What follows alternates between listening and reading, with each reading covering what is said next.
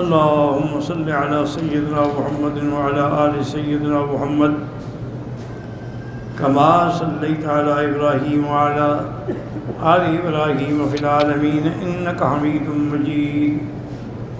أعوذ بالله من الشيطان الرجيم. بسم الله الرحمن الرحيم. وليس الذي خلق السماوات والأرض من يخلق مثلهم بلى وهو الخلاق العليم. إنما أمره إذا أراد شيئا أن يقول له كن فيكون. سبحان الذي بيده ملكوت كل شيء وإليه ترجعون. اللہ فرماتے ہیں جیسے ہم نے آپ کو عظیم کتاب دی، قرآن دی، اب اس دنیا کی طرف توجہ ہی نہ کریں. اس لیے علماء فرماتے ہیں کہ جو صحیح معنوں میں قرآن و حدیث کے عالم ہیں نا، تو ان کی دنیا کی طرف نظر ہی نہیں ہوتی، رغبت ہی نہیں ہوتی. جو مل گیا الحمدللہ، نہیں ملا الحمدللہ، ہر حال پہ وہ راضی ہو. اگر ان کی نظر دنیا پہ ہے تو پھر اس کا معنی یہ ہے کہ وہ صحیح معنوں میں ولی اللہ نہیں. اس لیے علماء فرماتے ہیں کہ اگر کسی بزرگ کا، پیر کا، استاد کا، عالم کا امتحان کرنا ہو تو اس کے ساتھ دیکھو کہ کون لوگ ہیں. اگر دنیا دار زیادہ ہیں اور غریب فقیر کم ہیں تو سمجھو یہ دنیا والا آدمی ہے، یہ اللہ والا نہیں. اور اگر اس کے ارد گرد میں سب فقراء ہیں، طلباء ہیں، مسکین ہیں، کبھی کوئی بڑا آدمی آ گیا تو آ گیا، تو سمجھے کہ صحیح معنوں میں یہ آدمی اللہ والے ہیں کہ ان کو دنیا کی طرف خواہش ہی نہیں ہوتی، رغبت ہی نہیں ہوتی. اللہ سے اتنا مانگتے ہیں کہ جتنا ان کی حاجت ہے، کسی کے محتاج نہیں. اس لیے اللہ نے فرمایا کہ آپ ان کی طرف نظر ہی نہ ڈالیں. جو ان کو ہم نے دنیا کے اندر چیزیں دی ہیں اور اس کا آپ کوئی دل میں حسد بھی نہ لے آئیں اور اپنے نفس کو ان کی وجہ سے غم میں بھی نہ ڈالیں کہ یہ ایک تقسیم کیوں کر رہے ہیں، ان کے مقدر میں. وَخْفِضْ جَنَاحَكَ لِمَنِ اتَّبَعَكَ مِنَ الْمُؤْمِنِينَ أَيْ أَلِنْ لَهُمْ جَانِبَكَ. ہاں البتہ جو ایمان لائے ہیں ان کے لیے آپ نرمی سے پیش آئیں، ان سے آپ محبت فرمائیں. لَقَدْ جَاءَكُمْ رَسُولٌ مِّنْ أَنفُسِكُمْ عَزِيزٌ عَلَيْهِ مَا عَنِتُّمْ حَرِيصٌ عَلَيْكُمْ بِالْمُؤْمِنِينَ رَءُوفٌ رَحِيمٌ. وَقَدْ اخْتَلَفَ فِي السَّبْعِ الْمَثَانِي مَا هِيَ. لفظ ہے نا سبعا من المثانی. ایک قول تو یہ ہے کہ سورۃ فاتحہ ہے، اور مثانی اس لیے کہتے ہیں کہ بار بار بار بار پڑھی جاتی ہے. اور بعض قول علماء فرماتے ہیں حضرت ابن مسعود، حضرت ابن عمر، حضرت ابن عباس، حضرت مجاہد سے صحاب، وہ کہتے ہیں یہ سبع من المثانی سے مراد یہ ہے کہ وہ 7 صورتیں جو طول کہلاتی ہیں، بڑی صورتیں ہیں، جیسے بقرہ ہے، آل عمران ہے، نساء ہے، مائدہ ہے، انعام ہے، اعراف ہے، یونس ہے. نص علیہ ابن عباس سعید بن جبیر وقال سعید بین فی ان الفرائض والحدود والقصص والاحکام. سعید فرماتے ہیں کہ ان صورتوں میں اللہ نے فرائض، اللہ نے حدود، اللہ نے قصص، اللہ نے احکام بیان فرمائے ہیں. وقال ابن عباس بین الامثال والخبر والعبر. اللہ نے اس کے اندر مثالیں بھی بیان فرمائی ہیں، سابقہ احوال کی خبر بھی دی ہے، اور اس کے اندر عبرت کے مواقع بھی ہیں. اس لیے یہ سبع من المثانی ہے. وقال ابن ابی حاتم حدثنا ابی قال حدثنا ابن ابی عمر قال قال سفیان المثانی. اس سے مراد کیا ہے؟ البقرۃ وآل عمران والنساء والمائدہ والانفال وبراء. سورۃ واحدہ، انفال اور براء ایک سورت ہے. قال ابن عباس ولم يعطهن أحد إلا النبي وأوتي موسى منهن سنتين.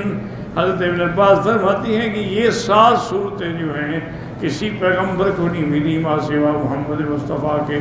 اللہ نے آپ کو 7 چیزیں کا حکم دیا ہے کہ آپ خیر کا حکم کریں، برائی سے روکیں، اور مومنوں کو خوشخبری دیں، کافروں کو ڈرائیں. وَضْرِبِ الْأَمْثَالَ اور مثالیں بیان کریں. وَعَدُدِ النِّعَمْ اللہ کی نعمتیں گنوائیں. وَأُنَبِّئُكَ بِنَبَإِ الْقُرْآنِ ہم آپ کو خبر دیں گے قرآن پاک کے ذریعے سے. ابھی سعید اللہ فرماتے ہیں حضور گزرے میں نماز پڑھ رہا تھا، حضور نے مجھے آواز دی لیکن میں نہیں گیا جب تک نماز پوری نہیں کی. نماز پوری کر کے میں حاضر ہوا. حضور نے فرمایا میں نے جو بلایا کیا وجہ ہے، کیوں نہیں ہے؟ میں نے کہا حضور میں تو نماز پڑھ رہا تھا۔ حضور پاک نے فرمایا کہ تم نے اللہ کا قرآن نہیں سنا کہ یا ایھا الذین آمنوا استجیبوا للہ وللرسول اذا دعاکم، اللہ اللہ کے رسول کے حکم کی اطاعت کر جب چاہیں بلائیں تمہیں۔ مسجد سے نکلنے سے پہلے میں تمہیں قرآن کی جو سب سے بڑی صورت ہے اس کے بارے میں بتاؤں گا۔ فذهب النبی صلی اللہ علیہ وسلم فذکرت، جب حضور نکلنے لگے تو میں نے یاد دلایا، میں نے کہا حضور آپ نے فرمایا تھا کہ جب میں نکلوں گا تو تمہیں بتاؤں گا۔ فقال النبی صلی اللہ علیہ وسلم الحمد للہ رب العالمین یسوع المثانی والقرآن الذی اوتیتہ، یہ سورۃ فاتحہ ہے۔ کما انہ علیہ السلام سئل عن المسجد الذی اسس علی التقوی فاشار الی مسجدہ، جب حضور سے پوچھا گیا کہ وہ کون سی مسجد ہے جس کی بنیاد تقوی پہ رکھی گئی، آپ نے اپنی مسجد کی طرف اشارہ کیا، حالانکہ یہ آیت تو مسجد قباء کے بارے میں نازل ہوئی تھی، تو مسجد قباء بھی ہے، حضور کی مسجد بھی ہے۔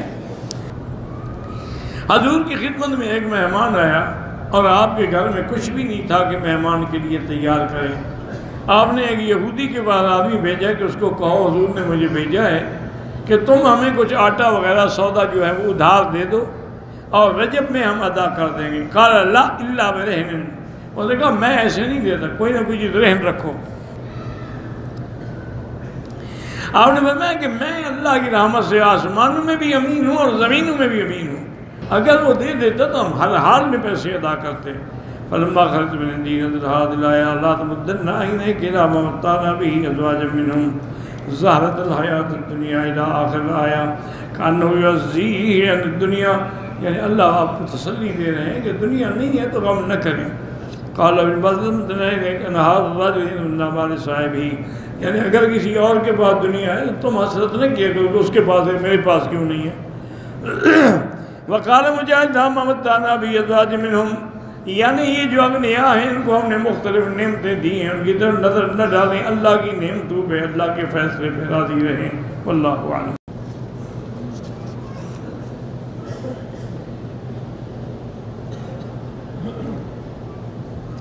میری بیوی نافرمان ہے، میں نے بہت سمجھایا ہے میرا بھائی آج کل کے حالات میں ہم جو گزر رہے ہیں یہ بڑا ابتلا اور فتنے کا دور، اس کے لیے بھی یہی حل ہے کہ ہر روز 2 رکعت نماز اسی نیت سے پڑھا کرو اور اللہ سے گڑ گڑا کے دعا کیا کرو کہ یا اللہ میری بیوی کو حیا دے اور فرمانبردار بنا دے، صالحہ بنا دے، اس کو نافرمانی سے اور بے حیائی سے اور گندے گانے سننے سے بچا لے۔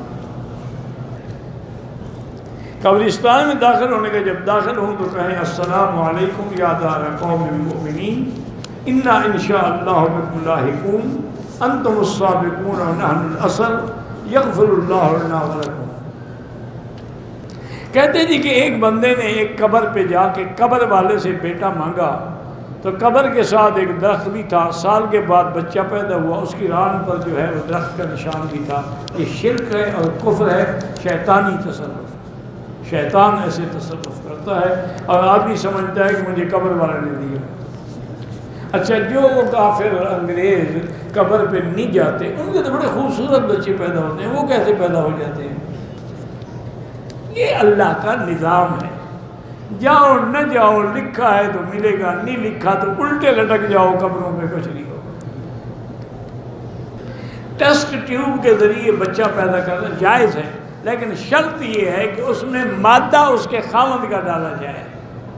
اگر کسی اور مرد کا مادہ ڈالو گے تو بچہ حرامی ہے۔ پھر ہر بچے جو پڑھ رہے ہیں ان سب کو قرآن کی دولت سے مالا مال فرما، جو حفظ کر رہے ہیں ان کو صحیح معنی میں حافظ بنا، اور پھر قرآن پر عمل کی بھی توفیق عطا فرما۔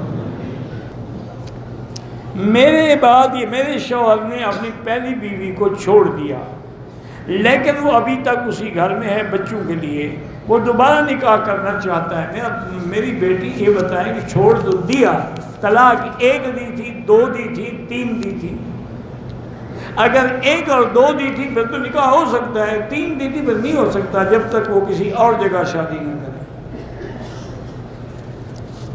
کہتا ہے کہ لوگوں نے احرام باندھا ہوا ہوتا ہے اور ان کی چادر جو ہے وہ ناف سے نیچے ہوتی ہے، تو ان کا نہ وضو ہوتا ہے، نہ طواف ہوتا ہے، نہ عمرہ ہوتا ہے، کیونکہ وہ تو ننگے ہو رہے ہیں، وہ تو عورت کھلی ہوئی ہے۔ ایک دوسرے کو بتایا کرو، ایسا کوئی دیکھو بھائی چادر اوپر کر دو۔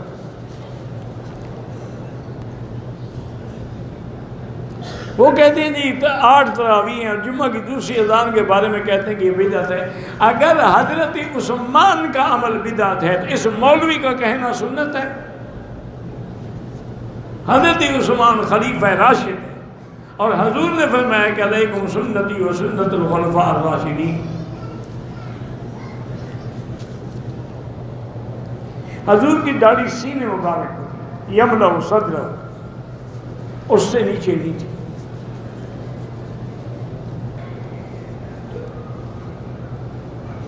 ہم سنتے آ رہے ہیں کہ پہلی مسجد مسجد قباء ہے، آپ غلط سنتے آ رہے ہیں۔ پہلی مسجد مسجد الحرام ہے، مدینے کی پہلی مسجد مسجد قباء ہے۔ پہلے مسجد الحرام ہے، پھر مسجد اقصی ہے۔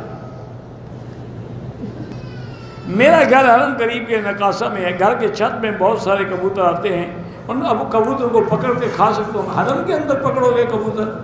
بس اب یہی کام باقی رہ گیا ہے کہ حرم کے کبوتر پکڑ کے بیچو اور کھاؤ۔ بالکل حرام ہے حرم میں پکڑنا، حدود حرم کے باہر جا کے لیا۔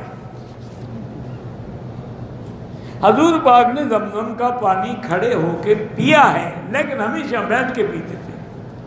اس لیے بعض علماء فرماتے ہیں حضور نے کھڑے ہو کے اس لیے پیا کہ کنویں پر پانی تھا، بیٹھنے کی جگہ ہی نہیں تھی، مجبوری تھی۔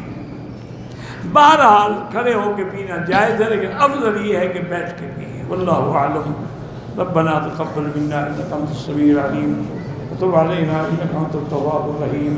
اللهم فرج هم المهمومین، نفس کرب المکروبین، واقض الدین عن المدینین، واشفنا واشف مرضانا ومرضى المسلمین، واشفنا واشف مرضانا ومرضى المسلمین۔